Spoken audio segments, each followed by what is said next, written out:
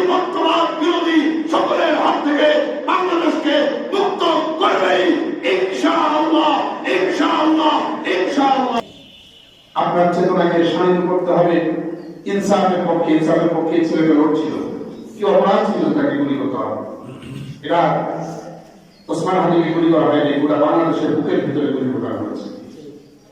মনে হয় আমাদের ওসমান হাদি গতকালকে ইন্তেকাল করেছে। আমার সময় শেষ, আপনাদের কাছ থেকে বোনাস চেয়ে নিচ্ছি। আধিপত্যবাদ মোকাবেলার জন্য এই পৃথিবীতে আন্দোলন শুরু হয়েছিল যখন ব্রিটিশ বিরোধী আন্দোলন, এর শুরুতেই ওলামায়ে কেরাম এবং দেওবন্দি সন্তান মাদ্রাসার সন্তানদের সম্পৃক্ততা ছিল।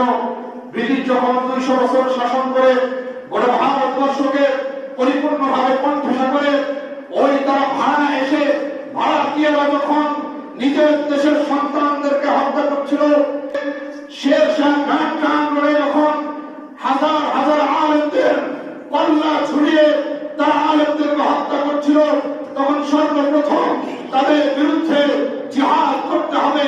ভারতবর্ষকে ইংরেজদের হাত থেকে, ব্রিটিশদের হাত থেকে স্বাধীন করতে হবে। সেটি যেই লোকটি বলেছিলেন সে অন্য কেউ না, এই ওলামায়ে দেওবন্দের আলেম ওলামাদের পূর্বপুরুষ শাহ আব্দুল আজিজ রহমাতুল্লাহি আলাইহি এই ফতোয়া জারি করেছিলেন যে হিন্দুস্তান এখন দারুল হরবে পরিণত হয়েছে। ইংরেজদের বিরুদ্ধে জিহাদ করা প্রত্যেক মানুষের উপরে ফরজ। তার মাধ্যমে এই পরবর্তী সময়ে 1857 সালের পরে, এরপরে 1920 সালে সিপাহী আন্দোলন, রেশমিয়ার আন্দোলন, 1931 সালের আন্দোলন, পরবর্তী সময়ে 1947 সালে আমাদের পূর্বপুরুষ আমার দাদা উস্তাদ জাফর আহমদ উসমানী, শিব্বির আহমদ উসমানীর হাতে পতাকার মাধ্যমে আজাদী আন্দোলনের গোড়াপত্তন করেছিল আলেম ওলামা।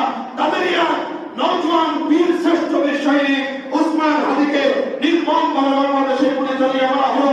আধিপত্যবাদীরা আবারও জেগে উঠেছে।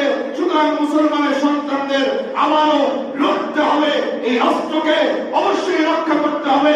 ভারতের দাবিদার রাষ্ট্র বাংলাদেশ থাকবে না যতদিন আলেম ওলামা আছে, দেওবন্দের সন্তান আছে,